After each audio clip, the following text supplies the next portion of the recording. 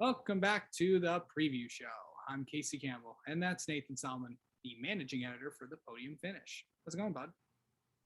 Not too bad. How about yourself? I'm doing all right. Getting ready to go to Michigan this weekend, and fun weekend planned up in the Irish Hills. Yeah, you've heard plenty about Indy. We're not going to go into that. Done that a lot this week on my podcast appearances on of course, on TPF Live, I was on the episode that just got released today. I was on there with Nathan and, of course, Rob Tiongson. And also, I was on RSN Trackside last night with Marty Zakala and Kelvin LaPierre. Fun stuff there, all talking about Michigan this weekend. Lots of storylines heading in there. Austin Hill's making his Cup debut. How about that, bud? Yeah, kind of interesting timing there that Austin Hill's making his Cup Series debut just a couple of weeks after Tyler Reddick announces that he'll be leaving RCR after the 2023 season. Now I'm not sure if there's any direct correlation to that decision from Reddick to say, hey, all right, let's put Hill in this car now. I know he's had success at Michigan in the past, and I think it was inevitable that he'd eventually make a Cup Series start or starts. I don't know if they expected it would be at Michigan, this soon. I thought maybe like Daytona 500 or something next year would be a really good opportunity for him to make that first Cup start, especially because he's a great super speedway racer. So I don't know. I think this is obviously a really important opportunity for him to maybe prove that he can belong in the Cup Series, and he could be he's definitely in my opinion the top contender to probably take the number 8 seat here after the 2023 season. So obviously Reddick's in the car, supposedly through 2023. We know for sure 2022 there's certainly other options on the table. I won't get too deep into that, but obviously there's been talk that, you never know what could happen there in terms of a potential buyout or anything. But right now, Reddick will be in the seat through 2023. But I think it's a good way for them to RCR to kind of start just evaluating their talent and start making that first step to figuring out who's going to take over that ride and putting sponsorship together. Because that's the one good thing about Austin Hill. He has a lot of sponsorship behind him. So the sponsorship part won't really be the hard part. Yeah, for sure. You look at a lot of the things that are going to be happening. Michigan this weekend. There, it's first time with the next gen car. Many people say it's going to race sort of like Auto Club. How do you think this car will race on Sunday? Yeah, I mean, I don't know if necessarily Auto Club is the best comparison to it because I mean, just because they're the same size, they're just two completely different racetracks. I know all the drivers say they could not be more different. I think you might see more of. Well, I think all the bigger tracks with the next gen car are definitely going to race um, more similarly. Like any of the tracks about a mile and a half or greater in size. So Charlotte, Las Vegas, Kansas, Michigan, Auto Club. I think the racing that we see there is going to be pretty similar. All of them are pretty similar. I think you can throw Pocono in that mix.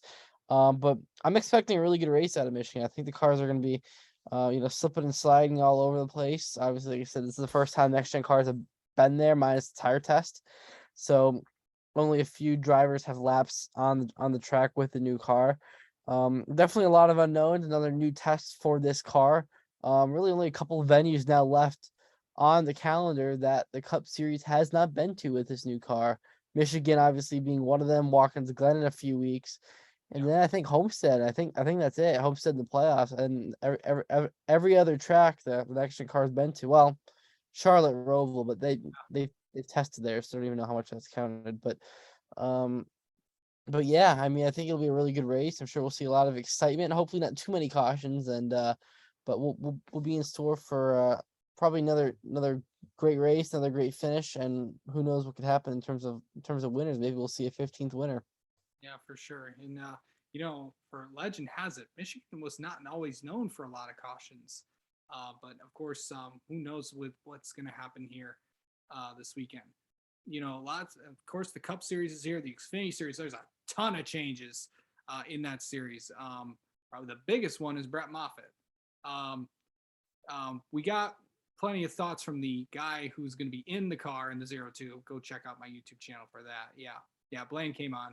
He's going to be sponsored by the the Detroit Taco Company. So that'll be interesting. But your thoughts on Brett Moffitt and our kind of parting ways a little bit? Yeah, look, that's kind of a obviously really tough situation. It seems like it was more of a sponsorship thing, though you could probably argue that maybe at least up until the last couple weeks, he probably was the worst of the 3-hour cars. I know Jeb Burton's really not had some very good luck on his side lately, but Moffitt struggled a little bit. Like I mentioned, sponsorship's certainly an issue. I know that's not that's really not a recipe for success for any NASCAR team, especially a team that really thrives off of funding. They can't afford to run blank cars. So especially with 11 races left in the season, they can't afford to run 11 blank cars or whatever, or risk running that many blank cars. They need sponsorships on the car every single week to make that money that they need for parts, for tires, all of that. So they do what they had to do. They put Blaine in the car. Blaine obviously has a little bit of backing behind him, at least for this weekend. Obviously don't know what it'll look like beyond that, but they'll be, whatever they do, they're gonna be putting drivers in, whether it's Blaine, whether it's other drivers that have funding, because that's what they need. They need funding, so because they can't function. It seems like that can't function without funding. So they did what they had to do. Obviously, a really tough situation for both sides, but in the end, it's a business. So you live and move on. Yep. And from what I am told, when I talked to Blaine today, he's only in the car for this weekend at Michigan. There could be some more starts down the road, but this is the only start that is planned as of right now. So stay tuned on that. Jordan Anderson will also be in a second Jordan Anderson racing car. He'll be with in the 32. Bommarito Auto Group is going to sponsor that one. Brandon Brown is back in the 68 this weekend for his own team, Brandon Built Motorsports. And the other change, Kaz Gralla is going to be in the 48 for Big Machine Racing. I know there were some people out there that said Ricky Stenhouse Jr. was originally going to be in there. I know there were some talks on that. The team did clarify this with me, so Kaz Gralla will be in the 48 car at Michigan for Big Machine Racing. Oh, and one more thing before we kind of get to picks in there, something we haven't really had a chance to react to that we didn't talk about when we recorded TPF Live on Tuesday. But Ty Gibbs is back in the 45 car for another week. Of course, substituting for Kurt Busch, who is still recovering from concussion-like symptoms. Remember, there is no timetable for concussions. So it could be a week, it could be 2 weeks, it could be a month, it could be 2 months. Who knows? But of course, a lot of people saw Kurt was at the Charlotte FC game last night. Of course, the doctors wanted him to get around in loud places, so of course, pick a soccer game. Of course, as Kurt continues to recover, another big opportunity for Ty. Yeah, I mean, overall, I think Ty's done a pretty decent job in the next gen car. He certainly has not had a lot of seat time there and not a lot of training time. To finish 16th at Pocono with zero notice like that, very impressive a couple of weeks ago. And then you go to Indianapolis road course. That's a very difficult, very technical road course. A lot of turns, low speed, kind of races like a short track, just with lefts and rights. Flat track. So that place like that's really hard to get around, and another top 20 there. So overall, I think Ty's been really impressive this weekend, going to another really high speed racetrack, kind of similar to Pocono, in that sense. Kind of see what he's made of there, and just in terms of kind of understanding the aerodynamic things and all that. I think that's something that he'll actually be able to really learn on and build on off of Pocono, just kind of understanding how those aerodynamics work and understanding how those cars race at higher speeds. So I'm sure, if he gets to the top 20, I think it'd be another really successful day for him. Obviously, he's not going to be making overly aggressive moves. He's not going to risk tearing up the race car because like he said, it's not his race car. He's made that very clear in his media availabilities. It's Kurt's race car. And he's there just to fill in for now. So Kurt posted on Twitter and said he hopes he's in the car next week at Richmond, and hopefully that will be the case, but hopefully he'll also be 100% healthy when doing so. But for the meantime, it has been cool to see Ty Gibbs get in there and do a really good job. So hoping Ty Gibbs can continue his success at Michigan, but then also hoping that Kurt Busch can get back in the car as soon as possible, but as safely as possible. Remember, Ty Gibbs did win the ARCA race last year at Michigan, so it'll be fun there. All right, time for picks. Lots of big money makers this week. I don't know. Yeah, if you want to bet on that, you can. The ARCA race at Michigan. We won't pick. Well, no, we'll pick Xfinity. We won't do that. Let's pick Xfinity. Why don't we? Junior Motorsports. Chevrolet's won the last 3 races. You gonna stick with a Chevy? You gonna go somewhere else? I'm not. I'm actually going to go with the man we just talked about, Mr. Ty Gibbs. He's kind of due for another victory. It's been about 4 or 5 he's been since Road America since he's won. Obviously he came really close to winning at Pocono a couple of weeks ago in the battle with Noah Gragson. I don't know, just kind of a gut feeling. I think Ty Gibbs will get it done on Saturday at Michigan. Okay. As many in the group chat always say, stick with the Gibbs. But here's the other thing. There's 3 Chevrolets that have won the Xfinity race at Michigan are all RCR affiliated. The last 2 were RCR cars. Austin Dillon won that rain shortened race in 18, and Tyler Reddick won in 19. Didn't have a race in 2020 because of COVID. I think they were sent somewhere else. I think Road America was actually the place they were sent. And then they were back in 2021, and AJ Allmendinger won. And that's exactly what's going to happen this weekend. AJ is going to get it done at Michigan, go 2 in a row in the Xfinity Series, and that would be a huge win for Colleague after the season that they've had this year. I mean, it just proves like we talked about Tuesday. It's just AJ Allmendinger continuing to be AJ Allmendinger and just setting more expectations.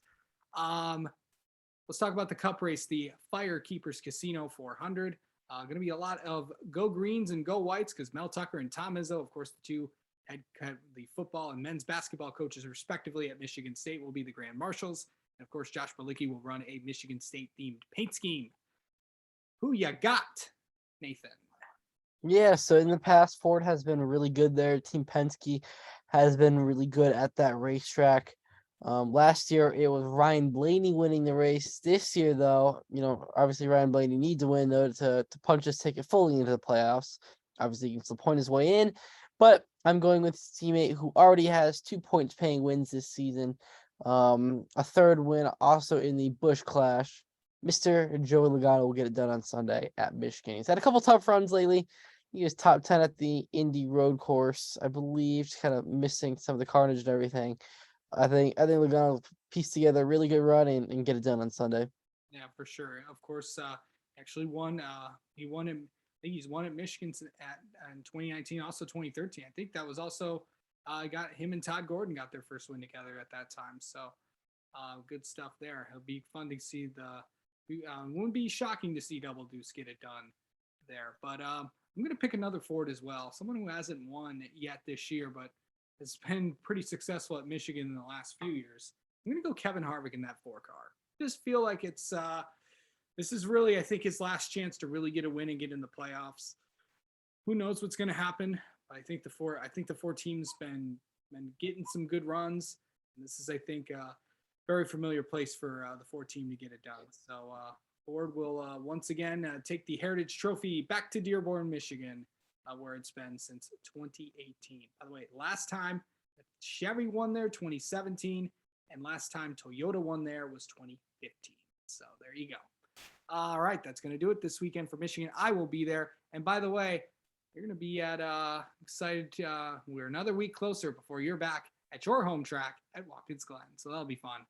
And of course, we'll talk more about that as the week goes on. You'll be back actually for Watkins Glen, so that'll be fun. All right, well, that's going to do it. Stay tuned for all the coverage and on this channel because there's going to be a lot of it this weekend at Michigan throughout the ARCA, Xfinity, and Cup Series races at the Irish Hills.